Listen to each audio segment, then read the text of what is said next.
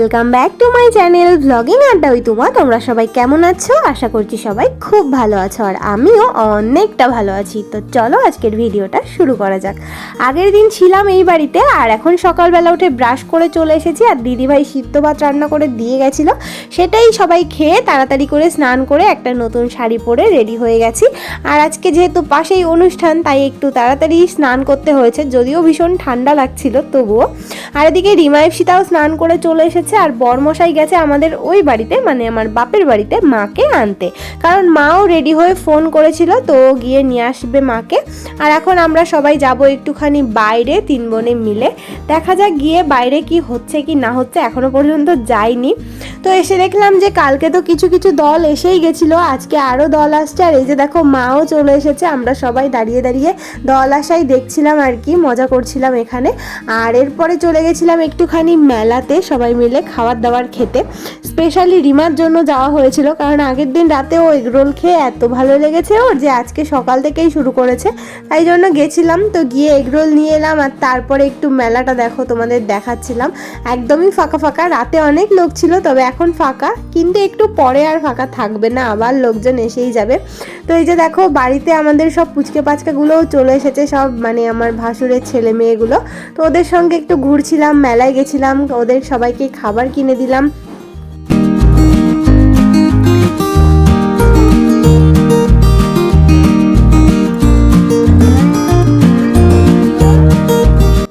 এখন ওই বেজে গেছে দুপুর 2:30-3টে মতো, আর দেখো কত লোক চলে এসেছে অনুষ্ঠানে। একদিকে গান বাজনা হচ্ছে আর একদিকে খাওয়া দাওয়ার ব্যবস্থা করা হয়েছে। তো আমরাও খাওয়া দাওয়া করে চলে এসেছি, এখন সব অনুষ্ঠানের লোকজনকে দেখছি আর কি, গান বাজনা শুনছি।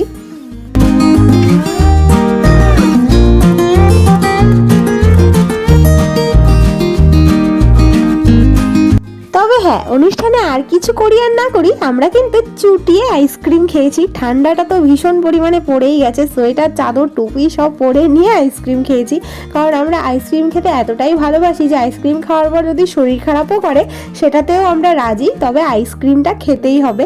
একদম সকাল নেই, দুপুর নেই, রাত্রির নেই, যখন মনে হচ্ছে আইসক্রিম খাচ্ছি মন ভরে আর কি। আর পরে শরীর খারাপও হয়েছিল অবশ্য, সবারই ঠান্ডা লেগে গেছিলো, কিন্তু তবুও আইসক্রিম খেয়েছি আমরা। আর এখন এই যে ব্যাগ প্যাকিং করছিলাম, এটা হচ্ছে পরের দিন সকালবেলা। আর আজকে আমার শ্বশুর মশাইয়ের বাৎসরিকের অনুষ্ঠানও আছে বাড়িতে, তো সেই জন্য সকাল সকাল ব্যাগ ট্যাগগুলো প্যাক করে নিচ্ছিলাম। তাছাড়া পরের দিনই আমার টেটের এক্সাম ছিল, তো একদম ভোরবেলা বাড়ি থেকে বেরোতে হবে, কলকাতায় যেতে হবে আর কি। সেই জন্য ভাবলাম যে এই 3-4 দিন এখানে ছিলাম, অনেকটা ব্যাগপত্র মানে জামা কাপড় হয়ে গেছে, এগুলোকে গুছিয়ে ওই বাড়িতে গিয়ে রেখে আসি, তাহলে বিকেলে অনুষ্ঠানটা মিটে গেলে তাড়াতাড়ি করে চলে যেতে পারবো। সেই জন্য আর কি সবাই মিলে ব্যাগ গোছাচ্ছিলাম, আমি, রিমা, ইপসিতা, তিনজনে যার যা জামা কাপড়। আর শীতের দিনে বলে না আরও বেশি হয়েছে জামা কাপড়গুলো, তো গুছিয়ে রেখে আসলে একটুখানি ঝামেলাটা মিটবে আর কি। আর এখন রাত্রিবেলা বাড়ির সমস্ত অনুষ্ঠান মিটিয়ে চলে এসেছি এই বাড়িতে, আর কানে সুতো বেঁধে নিয়েছি কারণ কানেরগুলোকে খোলা হচ্ছে আর কি। পরের দিন যেহেতু টেটের এক্সাম আছে, এগুলো তো খুলে রেখে যেতে হবে বাড়িতে। আর এই যে পরের দিন ভোরবেলা এখন ঘুম থেকে উঠে পড়েছি, বাজে ভোর 4টে। আর আজকে না প্রচণ্ড কুয়াশা পড়েছিল, মানে এত কুয়াশা আর এত শীত বোধহয় এই বছরে আজকের দিনেই প্রথম পড়েছিল। তো ভীষণই কুয়াশা, তার মধ্যে দিয়ে যেতে হবে, কিছু করার নেই। দুজনে তো একদম প্যাক হয়ে গেছি, হাতে পায়ে মোজা পরে, সোয়েটার টুপি মাস্ক চাদর যা কিছু ছিল সব পরে নিয়েছি। আমি অবশ্য হাত মোজাটা পরিনি, ও যেহেতু গাড়ি চালাবে তাই ওকেই বললাম পরে নিতে। আর এই যে দেখো আমরা বেরিয়েছি, তবে স্কুটি চালাতে যে এত সমস্যা হচ্ছিল, মানে একটুখানি সামনের জিনিসও দেখা যাচ্ছিল না কুয়াশার জন্য, খুবই আস্তে আস্তে যেতে হয়েছে আমাদের আর কি। যেখানে আমাদের বাড়ি থেকে স্টেশন যেতে স্কুটিতে 10 থেকে 15 মিনিট লাগে, সেইখানে আমরা গেছি 30 থেকে 35 মিনিট টাইম নিয়ে, মানে এত ধীরে ধীরে চালাতে হয়েছে। দেখো 4টের সময় বেরিয়েছি, 4:36 এখন বাজে, আর এইমাত্র স্টেশনে এসে আর কি পৌঁছালাম। আর আস্তে আস্তে কুয়াশাতে পুরো ভিজে গেছি, মানে বর্মশাইয়ের জ্যাকেট, সামনে ব্যাগ ছিল সব একদম ভিজে গেছে, টুপি আর চোখের পালকগুলো মানে পুরো সাদা সাদা হয়ে গেছিলো, এত কুয়াশা। আর ভাগ্যিস নাকে মাস্কটা পরেছিলাম, না হলে তো পুরো ঠান্ডাই লেগে যেত, মানে স্টেশনে আস্তে আস্তেই ঠান্ডা লেগে যেত কুয়াশাটা নাকের মধ্যে ঢুকে। যাই হোক, এই যে আমরা পৌঁছে গেছি বেলঘড়িয়া, আমার পরীক্ষাটা এখানেই আর কি সেন্টারটা পড়েছিল। এখন বাজে 8:30, কিন্তু কোনোভাবে মানে পরিবেশটা দেখে বোঝার উপায় আছে যে 8:30 বাজে, এত কুয়াশা রয়েছে এখনও, পুরো মনে হচ্ছে যেন ভোর 6টা। যাই হোক, নেমে এখন আমরা যাব স্কুলটার দিকে যেখানে আমার সেন্টারটা পড়েছে। আর এখন যেতে যেতে স্টেশনের ওপরেই একটা বই পেপারের দোকান দেখতে পেলো, আর ওখানেই দাঁড়িয়ে পড়লো বর্মশাই, একটা বই একটা পেপার এসব নেবে আর কি, কারণ আমি না হয় পরীক্ষা দিতে ভেতরে ঢুকে পড়বো, আমার টাইমটা কেটেই যাবে। তবে বর্মশাই বাইরে একা একা থাকবে, কি করবে, ওরও তো সময় কাটানোর জন্য কিছু চাই, তাই না, কতক্ষণ আর ফোন ঘাটা যায়, সেই জন্যই আর কি এগুলো নিয়ে নিল টাইম পাসের জন্য। আর আমরা এই যে পৌঁছে গেছি স্কুলটাতে, আর এসে ভেতরে তো এখন ঢুকতে দেবে না, বাইরে একটা বিল্ডিংয়ে আমাদের বসার জায়গা করে দিয়েছিল, সেখানেই একটা রুমের মধ্যে সবাই বসে আছি। আরও অনেকের সঙ্গে আলাপ হয়েছে এসে, অবশ্য চেনা নয়, গল্প করতে করতে আলাপ হয়ে গেছিলো।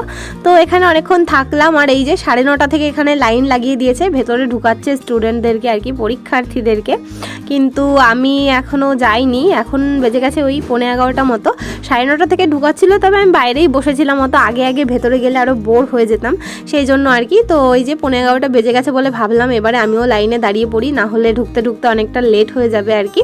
তো এই যে লাইনে দাঁড়িয়ে আছি, আর বর্মশাই এদিক থেকে ভিডিও করছিল।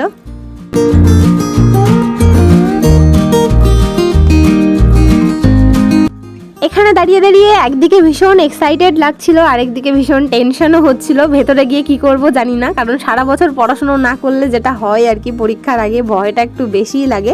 আর আমি তো সারা বছর সেরকম কোনো প্রিপারেশন নিইনি, বকা খেয়ে খেয়ে 3 দিন না 4 দিন বেশ একটুখানি দেখেছিলাম, তাই আর কি ভয়টা একটু বেশিই লাগছিল। যাই হোক, অনেক ভয়, টেনশন, এক্সাইটমেন্ট সব কিছু নিয়ে পরীক্ষা দিয়ে বেরিয়ে পড়েছি, যা হয়েছে হয়েছে, দেখা যাবে কি হবে। আর এখন আপাতত বাড়ির দিকে যাব। আর আজকে না এত ঠান্ডা, দেখো সারাদিনেও সোয়েটার খোলার উপায় নেই, তবে এখন একটু একটু গরম গরম লাগছে, সারাদিন সোয়েটারটা পরেইছিলাম, তবে বেরিয়ে খুলে ফেলেছি। আর এখন ট্রেনেও উঠে পড়েছি আমরা। আর ওই যে বললাম অনেকের সঙ্গে আলাপ হয়েছিল, সবাই আমরা একই দিকে যাচ্ছিলাম, একসঙ্গেই বাড়ি ফিরছিলাম গল্প করতে করতে, তাই আর বোর লাগেনি ট্রেনের মধ্যে, আর আমি ঘুমোইও নি আজকে ট্রেনে।